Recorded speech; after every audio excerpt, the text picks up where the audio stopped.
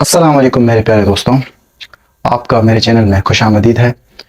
World war to कि कुछ ऐसा होता है ना कि जब आप किसी को तकलीफ देते हैं या आप किसी के साथ गलत करते हैं तो वो आपसे बदला लेना चाहता है, लेकिन आप उससे माफ़ी मांगते हैं और वो आपको माफ़ कर देता है, लेकिन उसके दिल में, उसके अंदर बदले की आग भड़कती रहती है और वो जो तकलीफ आपने पहुंचाई उसे उसका असर चलता रहता है। और जब आप उसके साथ दूसरी दफ़ा गलत करते हैं या दूसरी दफ़ा उसको तकलीफ देते हैं तो वो आप पे टूट पड़ता है।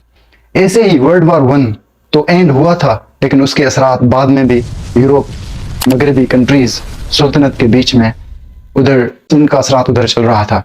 फिर उन असरात ने वर्ल्ड वार टू को जन्म दिया। वर्ल्ड वार टू एक ऐसा मोजी जंग, एक ऐसा खतरनाक जंग जिसमें भूख, जिसमें तशद्दुद, जिसमें जुल्म, जिसमें तबाही, जिसमें नस्लकशी, जिसमें कत्ले आम था। इस जंग में 85 मिलियन से ज्यादा लोगों की जानें चली गई थी, उन्होंने अपनी जान गंवाई थी। और इस जंग में बड़े बड़े शहर टोक्यो, हिम्बर्ग, लंदन, हिरोशिमा, नागासाकी ऐसे बहुत बड़े शहर तबाह हो गए थे इस वर्ल्ड वार टू में। और ये वर्ल्ड वार टू को बहुत खतरनाक और बुरा जंग कहा जाता है। ये बहुत बुरा जंग था, बहुत खतरनाक जंग था दुनिया में। आए इस वर्ल्ड वार टू को इस वीडियो में समझने की कोशिश करते हैं और उसके पीछे क्या सबब था उसको भी समझने की कोशिश करते हैं।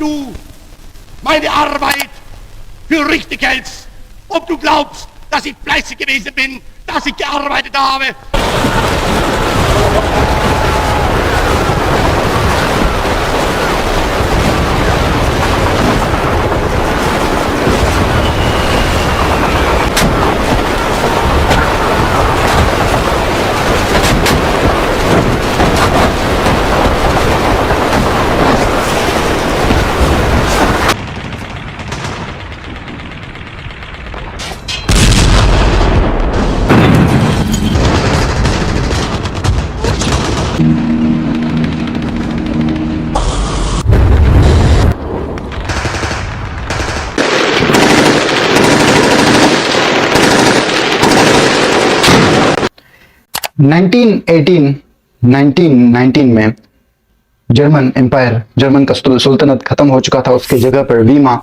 और राइश रिपब्लिक आया था। फिर जर्मनी ने 28 जून 1919 में उसने वो से ट्रीटी मुआहदा साइन किया था। उसमें 231 आर्टिकल था। उसका ये मतलब था, 231 आर्टिकल में ये लिखा था कि जो वर्ल्ड वार टू हुआ वो सेंट्रल पावर्स की वजह से हुआ, जर्मनी की वजह से हुआ, तो उसका नुकसान जर्मनी भरेगा। और उस नुकसान का कीमत 132 बिलियन गोल्ड मार्क्स था। उसका डॉलर्स में 33 बिलियन डॉलर्स का जुर्माना, और जो जुर्माना लगाया गया था और जो नुकसान हुआ था वो उसका जुर्माना, वो नुकसान जर्मनी पर लगाया गया था। और जर्मनी उधर ये लिखा, और ये जर्मनी ने एक्सेप्ट किया था 231 आर्टिकल में। और फिर उसके जो कुछ हिस्से थे जर्मनी के वो एलाइड पावर्स को दिए जाएंगे, ये भी उसमें 231 आर्टिकल में जर्मनी ने एक्सेप्ट किया। फिर जर्मनी पर बहुत सारे रेस्ट्रिक्शंस लगाए गए थे। उनमें से ये था कि जर्मनी 1 लाख से ज्यादा आर्मी खुद के साथ नहीं रख सकता और 1 लाख से ज्यादा आर्मी जमा नहीं कर सकता, बना सकता।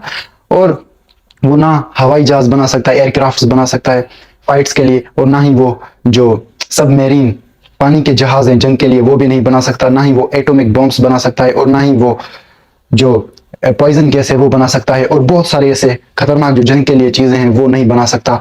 और वो छोटे छोटे राइफल्स, गन्स, ये चीजें बना सकता है, लेकिन इसके अलावा वो कोई और चीजें नहीं बना सकता।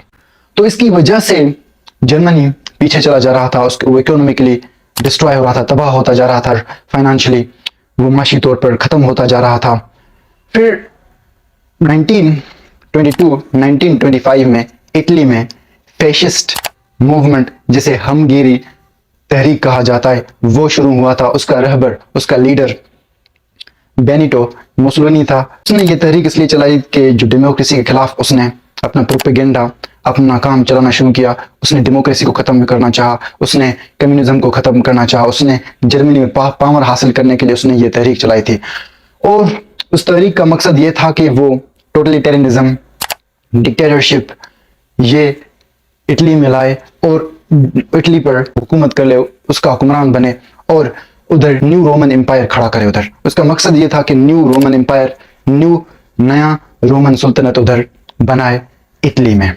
फिर जो एडोल्फ हिटलर था वो ऑस्ट्रिया का रहवासी था। उसने हिजरत किया था जर्मनी में 1913 में। फिर वो उसको 1920 में नाजी पार्टी, जो जर्मनी का नाजी पार्टी था, उसका रहबर लीडर बनाया गया था। फिर 1932 में जर्मनी में इलेक्शंस हुए थे। उस इलेक्शंस में नाजी पार्टी ने वो इलेक्शंस जीता था।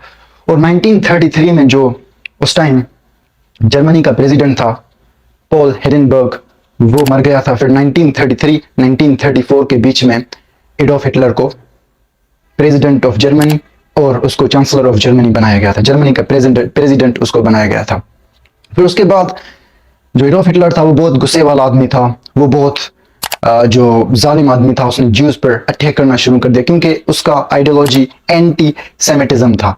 वो जो हिब्रू और क्रिश्चियनिटी के खिलाफ था, ज्यूज के खिलाफ था, वो कम्युनिज्म के खिलाफ था। तो उसने ज्यूज को मारना शुरू कर दिया, उनको कत्ल करना शुरू कर दिया। और जो वोसे ट्रीटी था उसको उसके खिलाफ वर्जी करना शुरू कर दिया, उसके खिलाफ काम करना शुरू कर दिया। 1 लाख से ज्यादा जर्मनी को इजाजत नहीं था कि वो फौजी जमा करे। लेकिन एडोल्फ हिटलर ने ये वॉसी ट्रीटी की बात सुनी नहीं और उसने फौजी जमा करना शुरू कर दिया। उसने फौजी भर्ती करना शुरू कर दिया और जो फौजियों का तादाद था वो बढ़ाना शुरू कर दिया। 1 लाख का जो हद था उसे क्रॉस करना शुरू कर दिया और वॉसी ट्रीटी था, उसके मुआहदा था, उसके खिलाफ काम करना शुरू कर दिया। और फिर जर्मनी ने एक्सपेंशनिज्म मीन्स अपनी जगह को, जर्मनी को बढ़ाने के लिए उसने तहरीक चलाई। उसने ये मूवमेंट, उसने कैंपेन चलाई कि वो अपना जर्मनी का जो लैंड है उसको बढ़ाए।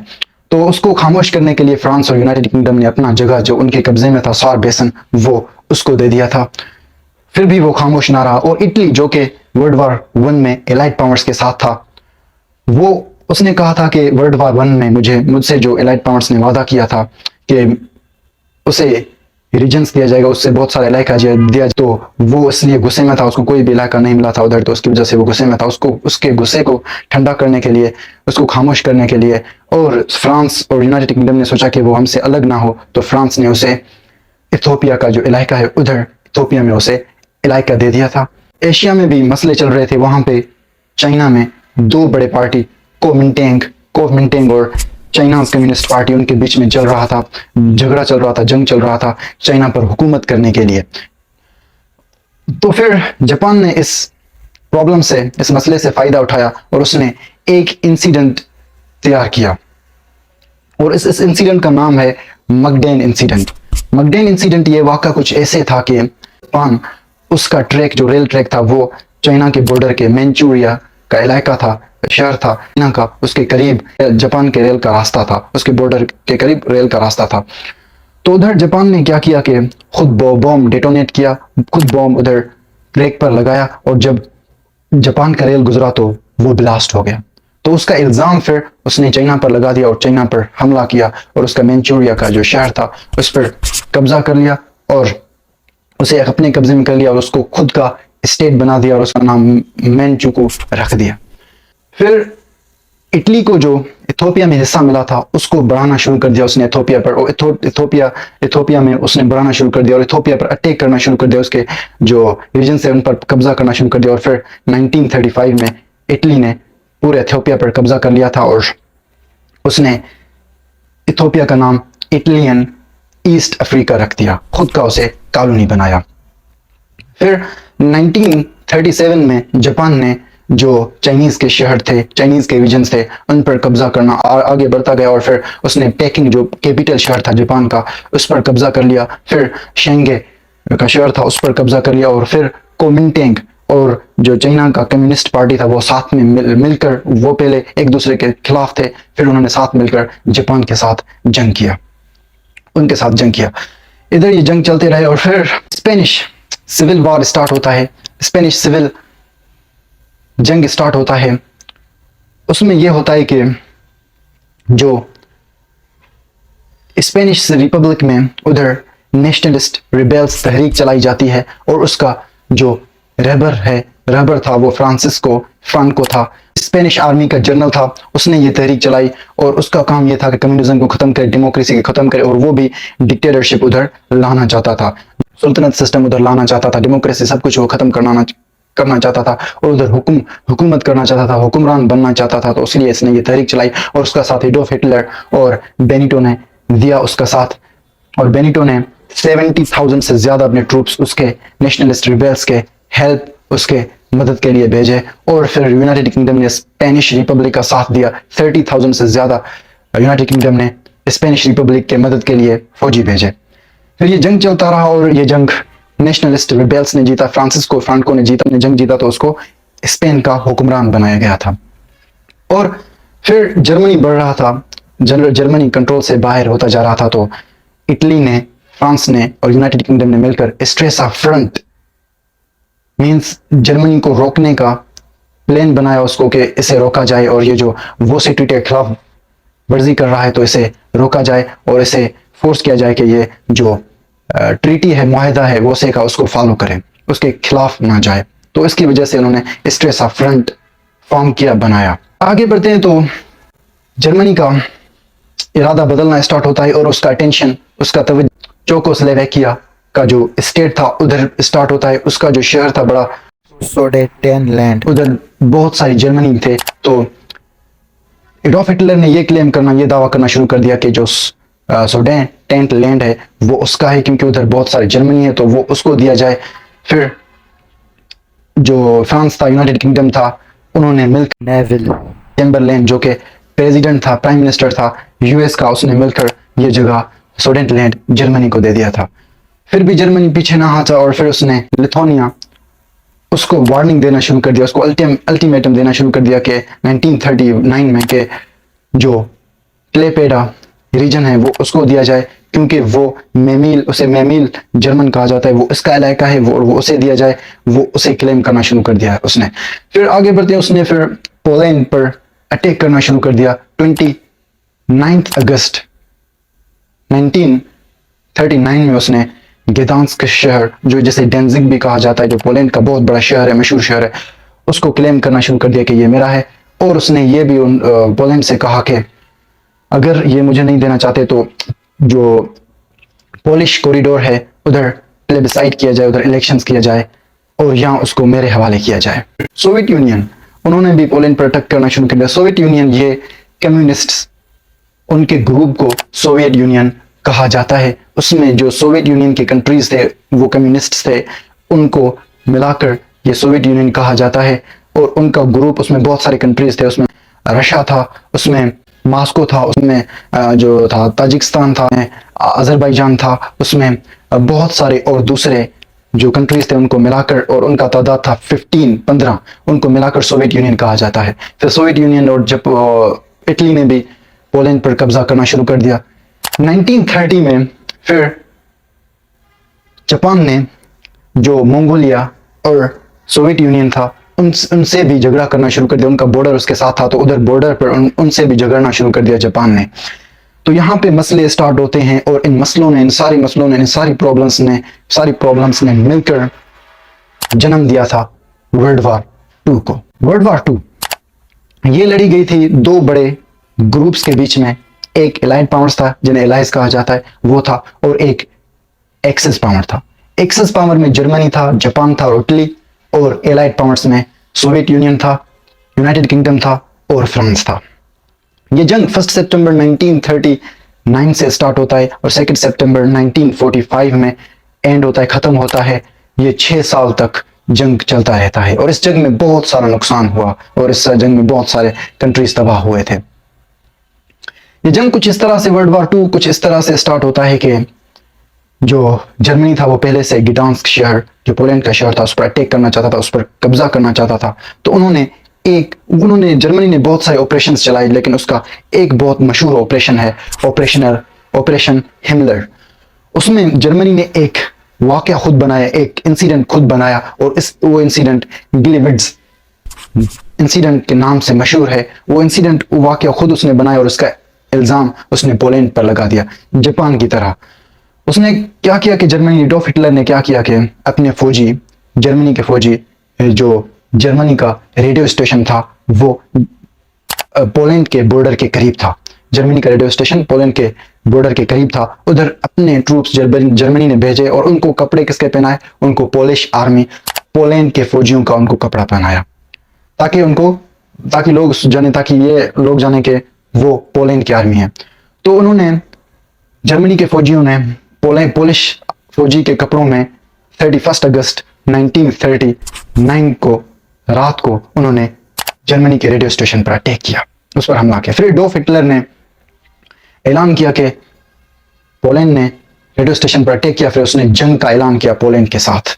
और फिर 1 सितंबर 1939 4:45 पर वर्ल्ड वार 1 स्टार्ट होता है, जब जर्मनी के फौजी गिदांस्क शहर पर अटैक करते हैं। वेस्टर प्लेट रीजन है, गिदांस्क शहर का वेस्टर प्लेट एक रीजन है, एक इलाका है, बहुत मशहूर है। उधर फौजी थे, पोलैंड के पोलिश फौजी थे, उन पर अटैक किया और ये वर्ल्ड वार 2 यहां से स्टार्ट होता है।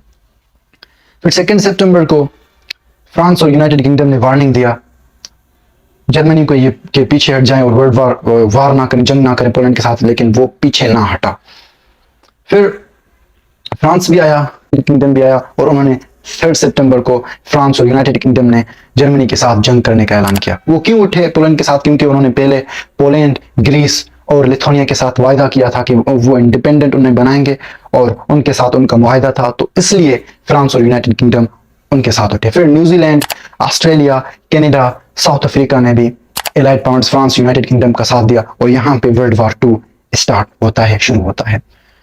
फिर जर्मनी आगे बढ़ते बढ़ते पोलैंड में वारसा 8 सितंबर को उधर पहुंचता है और उस पर अटैक करता है। फिर 8 अक्टूबर को जो last large organisational unit of Polish army था, बहुत बड़ा, उस पर अटैक करता है 6 अक्टूबर को और उसे हरा देता है। और वारसा जो कि बहुत बड़ा कैपिटल शहर था, पोलैंड का बहुत बड़ा शहर था पोलैंड का, उस पर कब्जा कर लेते हैं। फिर भी जर्मनी इधर नहीं रुकता और वो सेंट्रल वेस्टर्न पार्ट्स थे जो पोलैंड का, उस पर अटैक करना शुरू कर दिया और उन पर कब्जा करना शुरू कर दिया। फिर इटली और सोवियत यूनियन वो भी आए और उन्होंने भी पोलैंड पर कब्जा करना शुरू कर दिया। और फिर 1940 में जर्मनी ने फ्रांस और यूनाइटेड किंगडम को कहा कि पोलैंड है वो जर्मनी और सोवियत यूनियन को दिया जाए, फिर हम ये वर्ल्ड वार एंड करेंगे। लेकिन वो फ्रांस और यूनाइटेड किंगडम ऐसे करने वाले नहीं थे, क्योंकि उन्होंने मुआहदा किया था पोलैंड के साथ। फिर जर्मनी ने फ्रांस पर अटैक करने का ऐलान किया और फिर इटली ने भी फ्रांस पर अटैक किया और यूनाइटेड किंगडम पर अटैक किया। और फिर इटली ने हमारी लैंड पर अटैक किया और उसको खुद के कब्जे में कर लिया, और लिबिया का इलाका था वो भी खुद के कब्जे में कर लिया। और फिर सोवियत यूनियन वो भी, उसने जो कम्युनिस्ट कंट्रीज थे उसमें एस्टोनिया था, लिथुआनिया था, लैटविया था, उस पर प्रेशर बढ़ाना शुरू कर दिया कि ये उनके हवाले कर दे, ताकि यहाँ पे जो सोवियत यूनियन फौजी जमा करे अटैक करने के लिए और पोलैंड पर, और उसको हासिल करने के लिए पोलैंड ने वहाँ पर उसको बेसिस, अपने फौजी का बेसिस उसको बनाने का कोशिश किया और उन्होंने उसका साथ दिया।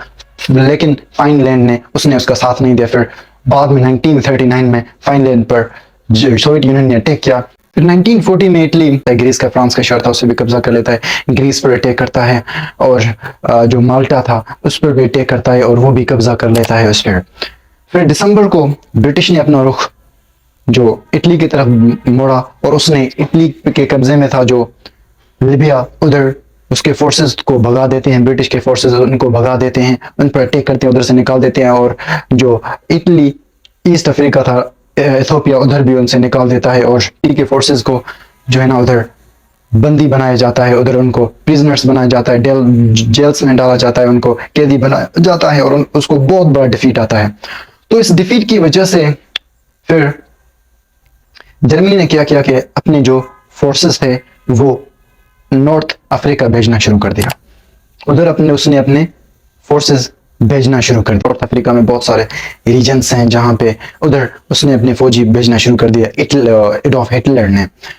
और फिर जो एक्सेस पावर थे वो बढ़ते गए और उन्होंने जो रुख था वो वेस्टर्न इजिप्ट में, जो कि नॉर्थ अफ्रीका में वो इलाका था, उधर उसने अपना रुख मोड़ा, उसकी तरफ शुरू हुआ। एक्सेस पावर ने जो वेस्टर्न इजिप्ट का तोबरक बंदरगाह था, पोर्ट था, उस पर कब्जा कर लिया। और फिर 6 अप्रैल 1941 को जर्मनी ने यूगोस्लाविया स्टेट था उस पर कब्जा कर लिया और जो ग्रीस था उस पर भी उसने कब्जा कर लिया। फिर आगे बढ़ते हैं तो यहाँ जर्मनी ने क्या किया कि उसने इराक में भी बगावत, जो यूनाइटेड स्टेट्स है उनके खिलाफ बगावत करना शुरू कर दिया। फिर कॉमनवेल्थ में यूनाइटेड स्टेट्स बहुत सारे उसमें कंट्रीज आते हैं, ऑस्ट्रेलिया आता है, कनाडा आता है, न्यूजीलैंड, बहुत सारे उसमें कंट्रीज आते हैं जिनको मिलाकर ये कॉमनवेल्थ कहा जाता है। फिर उन्होंने ये बगावत को खत्म कर दिया था। फिर सोवियत यूनियन ने सोचा कि जो जर्मनी है वो नॉर्थ अफ्रीका में जो कि माला माल यूरोप का माला माल शहर और जो रीजन्स हैं, इलाके हैं, रिसोर्सफुल इलाके हैं, उन पर जर्मनी अटैक करता जा रहा है, हमला करता जा रहा है और उनको हासिल करना चाहता है। तो उसने कहा 1941 में कि मैं उसका साथ नहीं दूंगा।